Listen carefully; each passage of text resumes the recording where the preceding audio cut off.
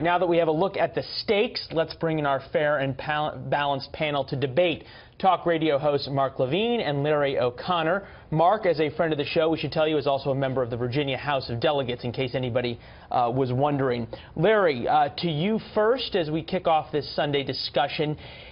We've heard now that the White House is trying to make border wall funding a hill to die on. At least they've said that they're willing to. Is that worth a government shutdown? Well, first of all, let's be clear. The government does not shut down. Every government employee gets paid. They get a paid vacation. That's how it always works. And I know your prior guest just said that it always backfires on Congress. Let's remember the last government shutdown that wasn't a government shutdown. The Republicans in the Senate actually grew their majority and took over leadership. So it's not always a bad thing. Most American voters, when they watch this sort of thing, they know that it's just a political drama that the media loves to get involved with. That said, if you're going to die on any hill... Larry, you even have Paul Ryan, the Speaker of the House, all but acknowledging yesterday in that conference call, look, if the government shuts down when you've got a Republican House, a Republican Senate, and a Republican in the White House, it just doesn't look so good in the first 100 days. Yeah, I don't doubt that Paul Ryan said that, because let's face it, Paul Ryan has not really played the best political cards in the world. He's a smart guy, he's a nice guy, but he doesn't quite understand the politics of what goes on, not in this town, but in every other town across the country. That said, if the president is going to die on a hill, make it be about funding the wall, for crying out loud. And it's a great thing, because he can stand up there and say, understand something here. The Democrats don't want to protect the border, and they're willing to shut the government down so that our border is not protected. I think he wins that fight. So Mark, is this a fight you're willing to take on? And I'm guessing you think you'd win it as well. Well, I seem to recall a certain candidate named Donald Trump saying that Mexico was going to pay for that wall.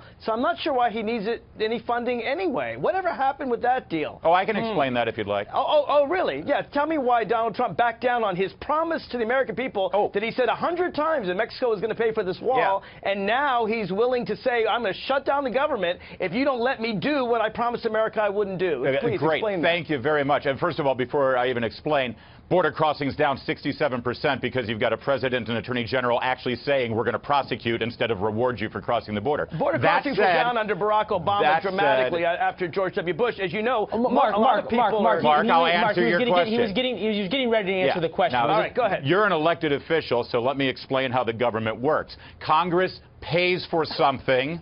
They're the ones who pay for it. They will have to pay for the wall, and then we get reimbursed by the Mexican government. The Mexican government actually can't pay directly for this, and I'm sure you understand that. And how the Mexican government pays for it is by putting levies on top of all of the U.S. currency that is being sent back to Mexican officials or Mexican citizens from those who are in this country illegally. I haven't seen Someone that deal wants to cross the border. It sounds to me like you want all our money now with the hope that maybe Mexico will pay for it later. It's great to hear a Democrat be concerned about taking all of our money, so thank you for that. Why don't we wait until Mexico pays for it, and then we'll build the wall? Okay, I think we figured out that there would be a lively debate on whether or not to fund the border wall, however it is funded. I want to get your thoughts, though, on these poll numbers that show the president's approval numbers at a record low. Take a listen to members of the administration defending the first 100 days. We're reducing the role of government in your life during the first 100 days, and we're doing so on truly a historic basis. Then you add Justice Gorsuch. No president has ever had a Supreme Court justice confirmed in the 100 days, and we're talking about historic accomplishments by this administration in the first 100 days, but all anybody wants to talk about is health care. All right, we only got about 15 seconds for each of you guys.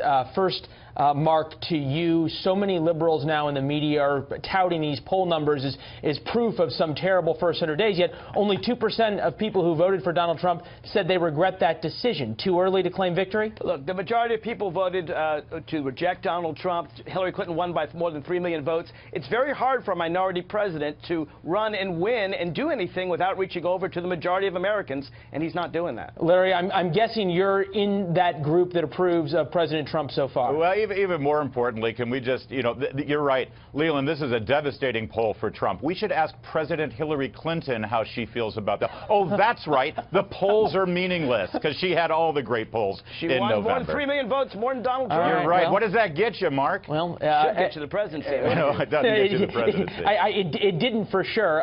Gentlemen, great conversation. Mark, Larry, always fun to have you guys. We will continue this in the hallway, Mark. We will. And Mark, thanks for answering the bell here early on Sunday morning. My pleasure. All right. See you guys soon. Thanks, Leland.